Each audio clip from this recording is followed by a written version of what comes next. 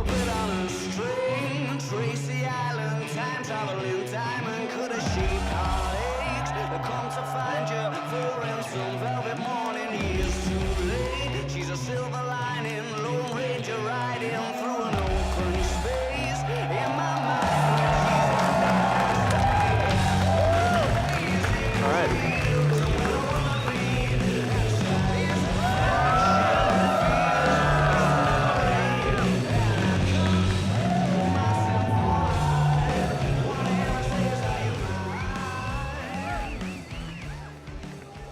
All right. Hey, everyone. So, for those that are watching this online, just a couple things I want to point out before I go into the presentation.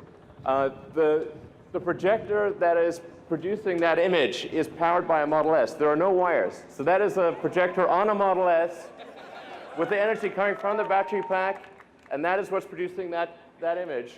And that is the factory. Like a lot of people may not realize, that is actually part of the factory. That is not a screen. And the people in the audience are the people that have designed and engineered and built the Model 3.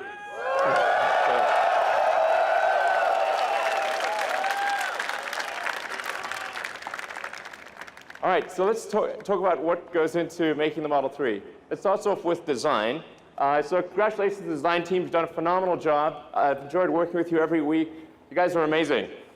Nice work.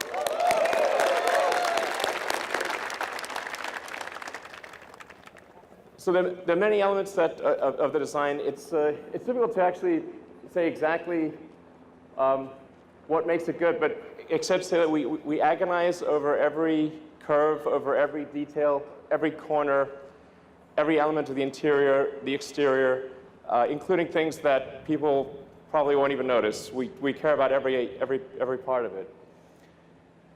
We aimed for something that was a very simple, clean design, because I think in the future, well, really, future being now, that the cars will be increasingly autonomous.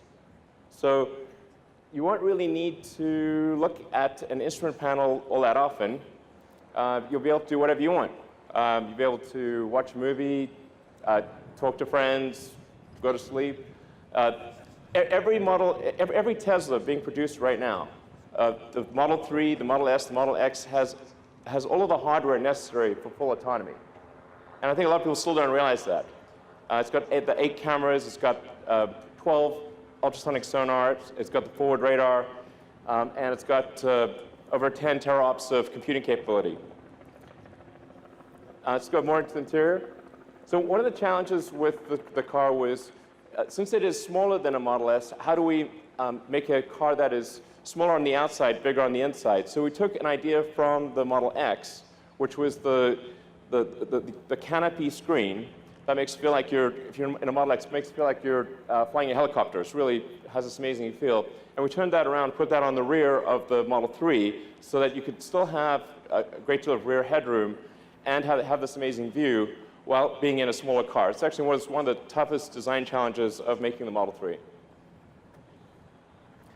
And then in terms of engineering the car, we had to engineer it to be a lot easier to build. The Model S is an amazing car, but it's very hard to build. So we had to get the part count down, design it still to be light, but also to make it affordable. And I think that the team's done an amazing job of that. And then where this really shows up is in things like safety. So let's take a look at the safety video. So on the one hand, you've got a car that is one of the safest cars in the world, a Volvo S60.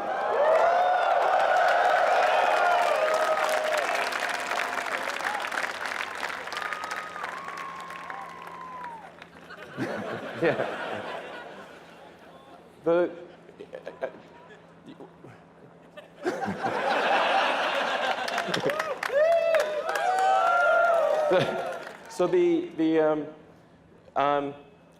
There are a lot of cars that say they are 5-star, and they are sort of 5-star. That's not a scientific metric, but even though they are something like the Volvo, great car, by normal standards, very safe.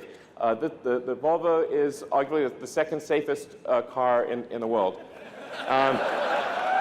But I think it is obvious which car you would prefer to be in an accident. So the first and foremost for the engineering of the car was safety. Then, in terms of production, the thing that's going to be the major challenge for us over the next 6 to 9 months is how do we build a huge number of cars. I mean, and frankly, we're going to be in production hell. Welcome. Welcome to production hell. That's going to be where we are for at least 6 months, maybe longer. But you guys know that, you're veterans. I've been through this. So I look forward to working alongside you to journey through hell. And as the saying goes, if you're going through hell, keep going. Just to give you a sense of the size of the factory, we've got our Fremont car factory, where we are right now, is the second largest footprint building in the world. And that's going to ultimately produce 500,000 Model 3s and about 100,000 combined S and X vehicles, and maybe more if we can do it. But it just gives you, I want to give you a sense of the scale and how much has to go right. So then a frequent question I get asked, I noticed it popping up on Twitter quite a lot. Where is my Model 3? Sometimes not phrased quite as nicely as that. Well, we're building the cars as fast as we can. We're going to drive this ramp as hard as we possibly can. I have here a chart, so if you had trouble falling asleep, then this chart might help you. The point is to give you a sense of how manufacturing actually works. There are 10,000 unique parts in a Model 3, and these are coming from all over the world. About 2/3 come from North America, and about 1/3 from the rest of the world. But as you can see with this chart, which looks like we're being shot with ICBMs, I think that is the ICBM chart, actually. Save us, exactly. Well, we need missile command. Where's the missile command button? But almost anything that goes wrong anywhere in the world, if we haven't buffered the supply chain, will interrupt the production progress. When you have 10,000 unique items in a vehicle or any object, any one of them can slow down the production process. So the production rate will move as fast as the slowest and least luckiest component in the whole mix. Then on top of that, we have the Gigafactory. So this is a stop motion. We started off with there being nothing. There was just a sort of desert, and built what is now it's actually now the largest battery factory in the world. And when it's done, will produce more lithium-ion batteries than the rest of global production combined for one building. So, yeah. So, in fact, let's go to the Gigafactory live, see if we can connect to them. Hey, guys. We have a whole bunch of people in Nevada that are helping make the battery pack, and the motor, the powertrain.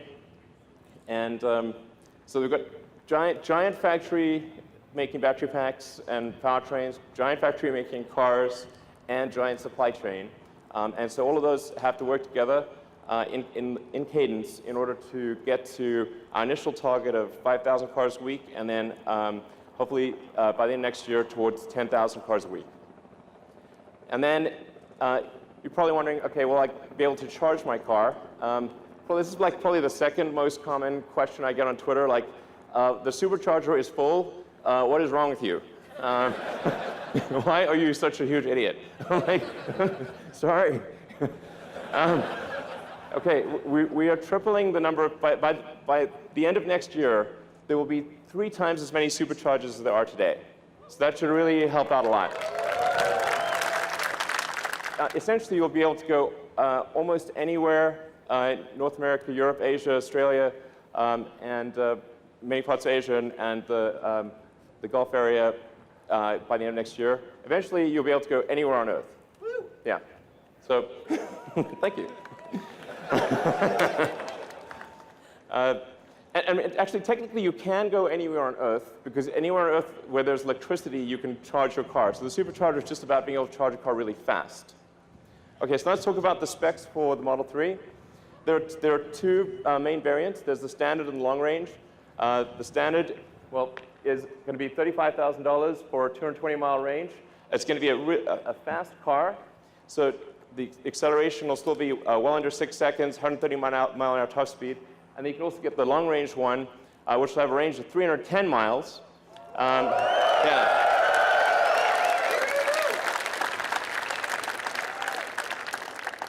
And be about roughly 5 seconds 0 to 60, 140 mile an hour top speed. So it's going to be a really great car. I think you will not be able to find a better car, gasoline or electric, in that price range that is anywhere near as great. All right.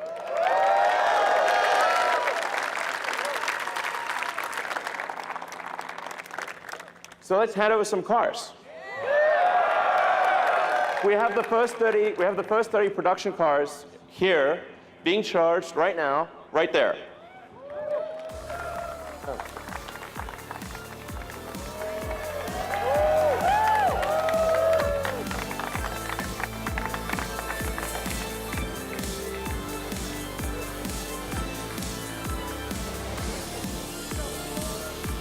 Hey guys.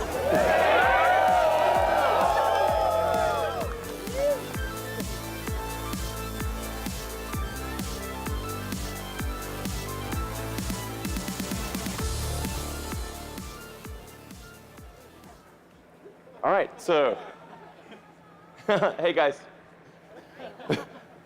Those are actual owners getting actual production cars. Woo! Hey.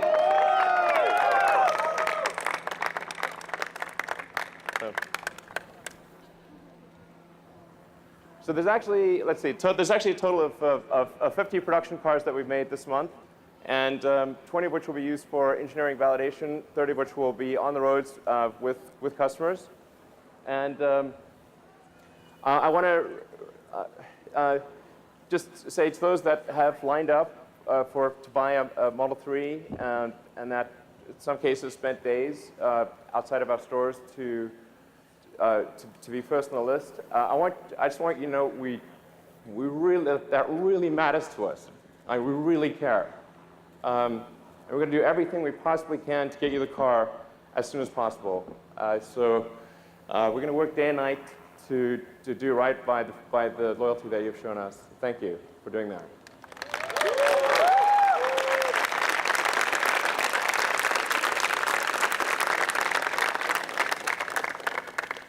And then just a reminder, we've got now 3 cars in production. There's the X, the S, and the 3. Those letters can be combined however you'd like.